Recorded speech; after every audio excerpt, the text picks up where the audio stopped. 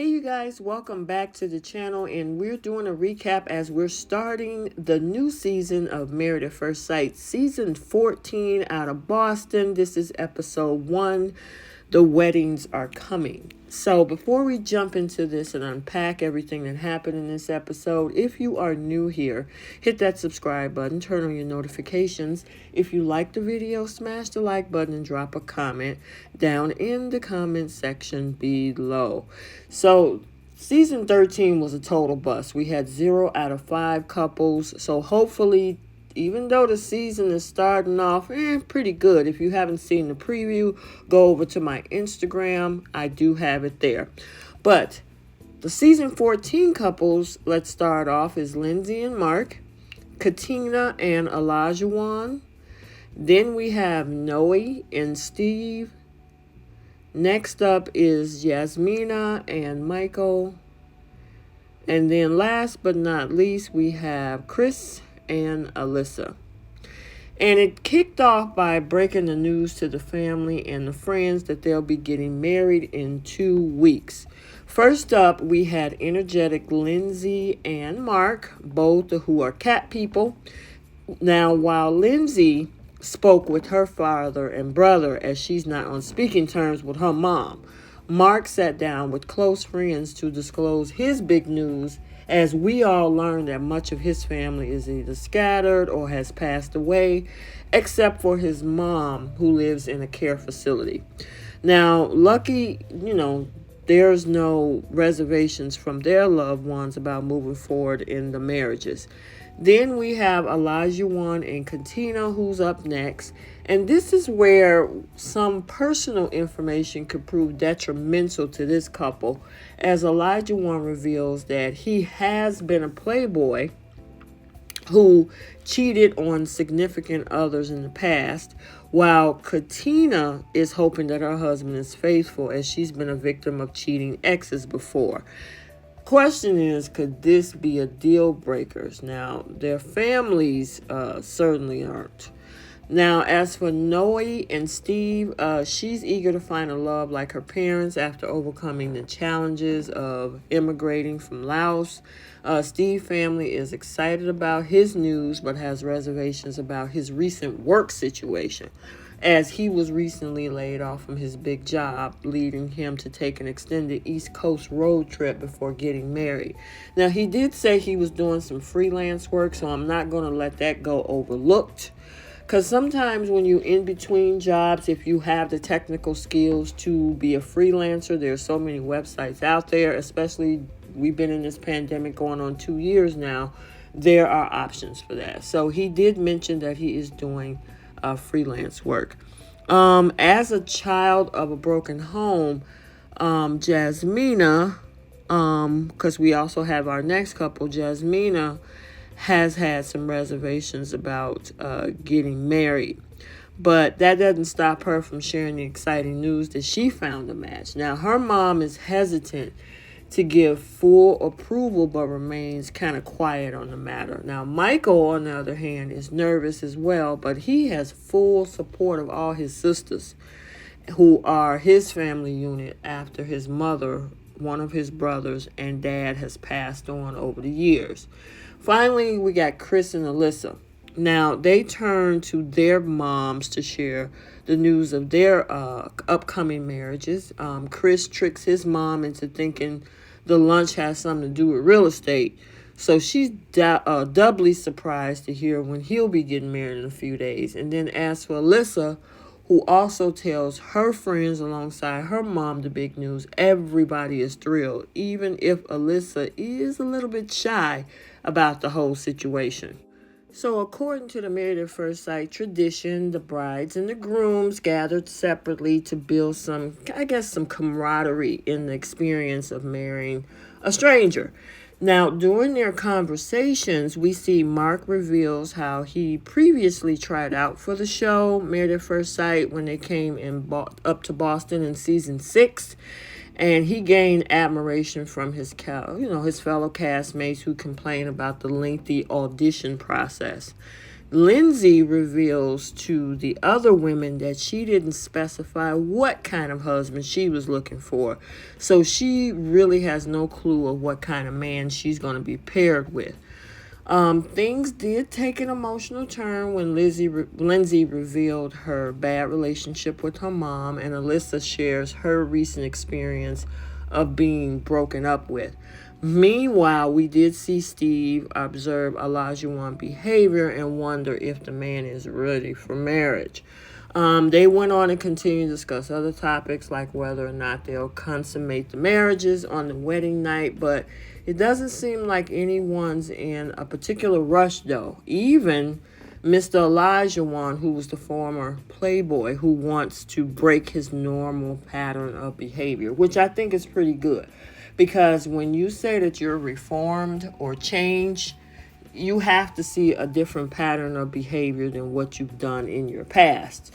So we'll hopefully get to see that. And looking at the previews, I don't know. It seems like he might have, but we have to continue to watch, right? So it's pretty interesting so far. Let's continue. Okay, next up, it's time for our singles to go tux and dress shopping as they aim to dress to impress their future spouses, which I think they took way too much time with this for 3 hours episode.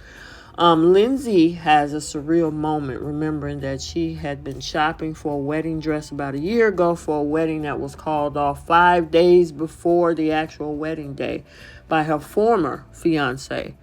Mark is initially drawing the colors for his wedding day look, but he ultimately settles on a classic black. Once Lindsey finds her gown, her father steps in to show support to the process. And then meanwhile, JASMINA ends up finding a dress that makes her feel powerful, and Michael is drawn to a burgundy tux for his ensemble. I understand, that they want to do this part of, the process on TV, and I get it, but I just think they spent way too much time.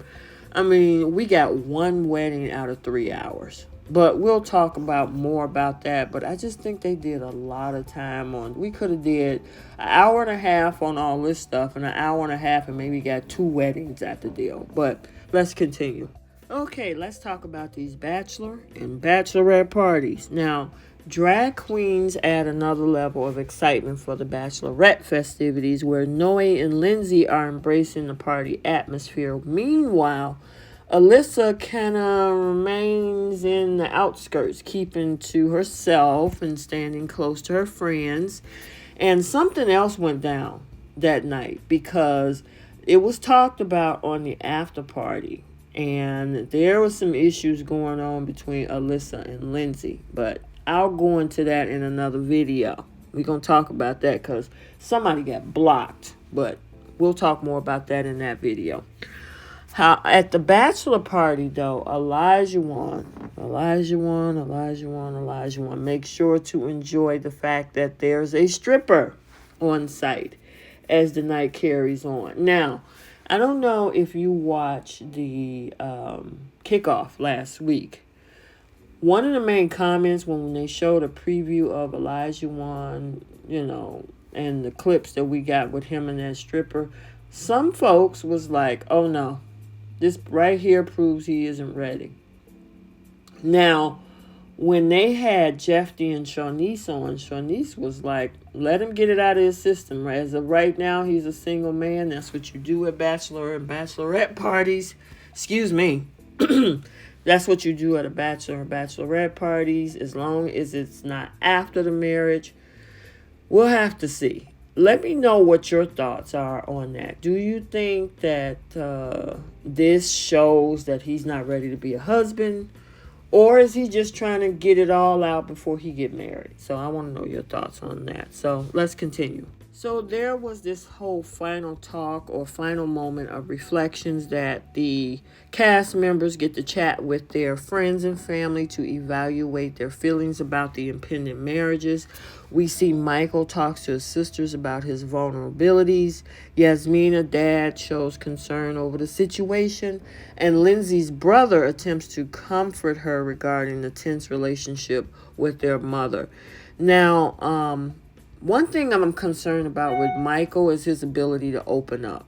He's not as transparent because he's not, I guess there's a hard way for him to communicate. Being married, he's going to have to learn how to do that, because you just can't keep everything to yourself.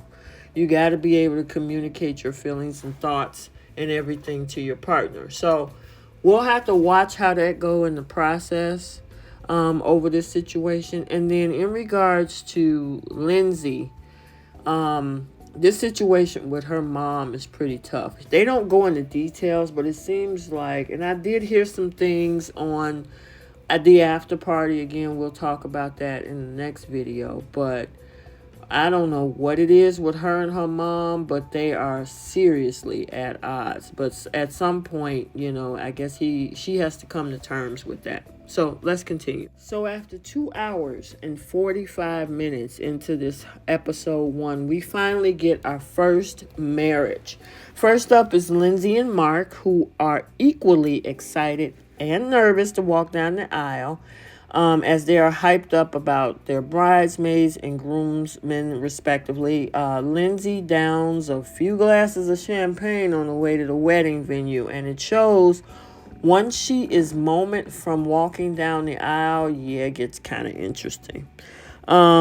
We see the production team manages to kind of steer her to the correct spot.